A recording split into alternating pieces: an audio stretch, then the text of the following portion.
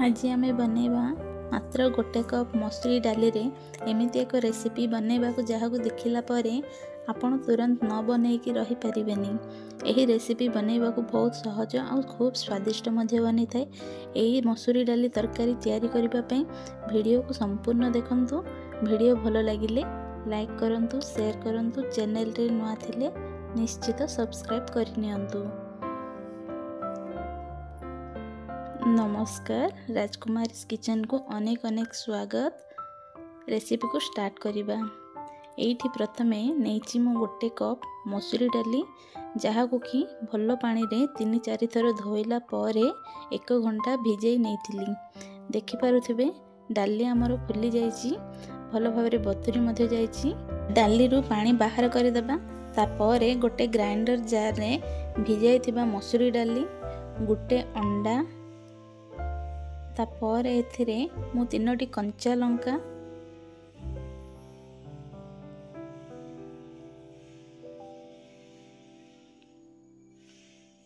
तापर एठी छोट खंड अदा नेबा, स्वाद अनुसार लूण नेबा, जीरा हाफ चम्मच देई ग्राइंड करिबा। एई डाली रे पानी देबा नहीं, बिना पानी रे ग्राइंड करिबा को चेष्टा करिबे।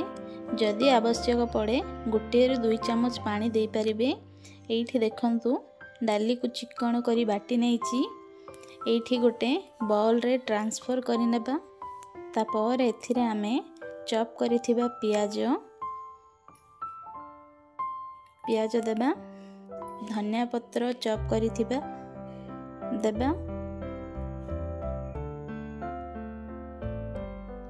तापरे भलो भाबरे मिसाइबा। याकू 1-2 मिनट भलो भाबरे मिसाइ नेबा।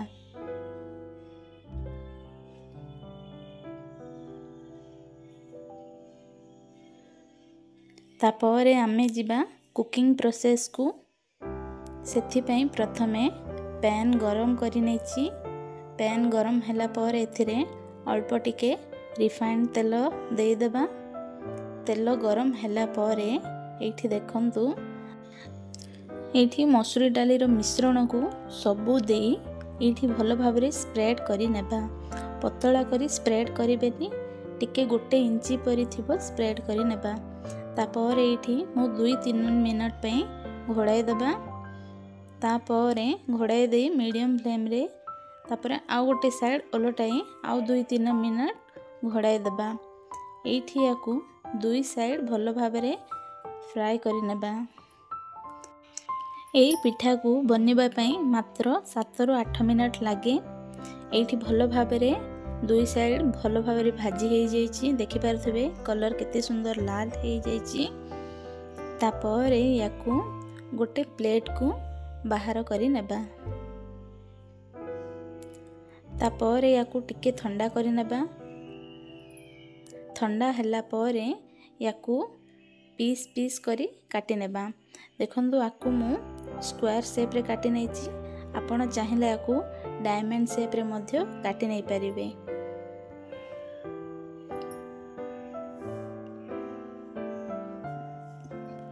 देखंतु एटी पीस गुडा को केते भलो भाबरे काटि नेछि। आपण माने चाहिले मध्ये आकू डीप फ्राई मध्ये करि परिबे। तापर आमे गोटे कड़ाई बसाई गरम करिबा। सेथिरे अल्प किछि रिफाइंड तेल देई, तापर तेज पत्र, सुखिला लंका गोटे, एठी मु गरम मसला नेछि। गरम मसला रे अलैच, लवंग, जीरा, दालचीनी, बड़ अलैच दे टिके समय फ्राई करिबा। एठी गोटा मसला देबा द्वारा भलो फ्लेवर आसी थाए। तापर एथिरे चॉप करिथिबा पियाज देई टिके समय फ्राई करिबा। ए पियाज को 1-2 मिनट भलो भाबरे फ्राई करिबा। तापर एथिरे भृसुंग पत्र देबा। 1 सेकेंड भाजिला परे एथिरे मु आगुरु प्रस्तुत करी रखिथिबा गोटे मसला देबी जोड़ा कि अदा रसुण टमाटो कंचा लंका धनिया पत्र मिसाई ग्राइंड करथिबा पेस्ट पकाइबा। तापरे एथिरे स्वाद अनुसार लूण देबा, हलदी गुंड देबा हाफ टी चामच हलदी गुंड, लंका गुंड आपण स्वाद अनुसार नहीं पारिबे। मु एठी लंका गुंड 2 चामच नौची। तापर एथिरे गोटे चामच धनिया गुंड गोटे चामच जीरा गुंड दे भल भाव मिसाइबा। एठी मसला सिझिबा पई 3 रु 4 मिनट घोड़ाई नेबा।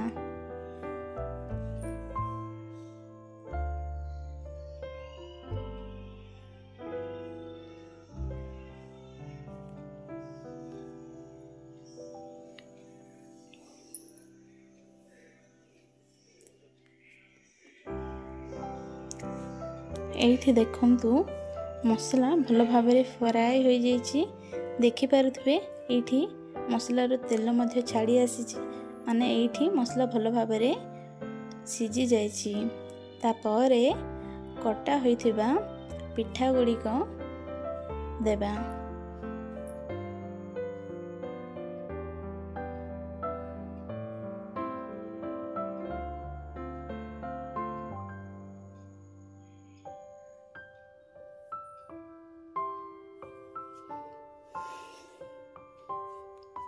यही पिठा गुड़िक दे सारिला परे याकु मध्य भल भाव मसला सांगरे मिसाइबा।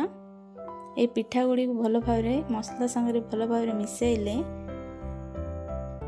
भल ए पिठा गुड़ी को मसला भल भाव मिसी थाए।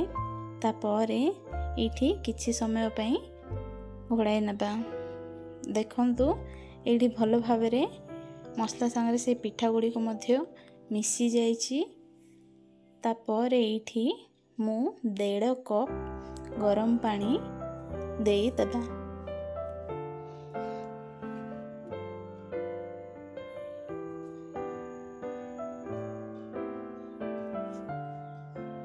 गरम पानी देई सारिला परे 10 रु 15 मिनट पर्यंत घोड़ाई नेबा।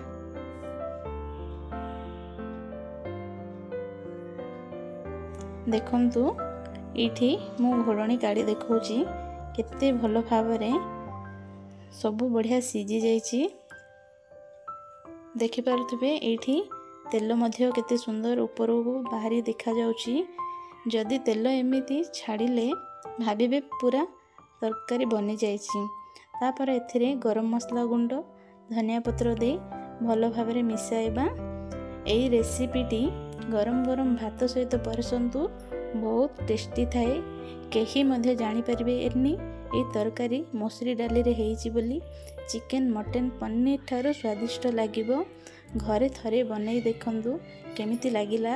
आपणकर अनुभूति मो सांगरे शेयर करंतु। आपण मानकर सांग साथी बंधु मानक सहित मध्य शेयर करंतु। एमिति नुआ नुआ वीडियो देखिबा पई लाइक करिवे शेयर करंतु सब्सक्राइब करिनियंतु। पुणी आसीबी नुआ रेसिपी नेकी। से पर्यंत रहिली नमस्कार बाय जय जगन्नाथ। Thank you.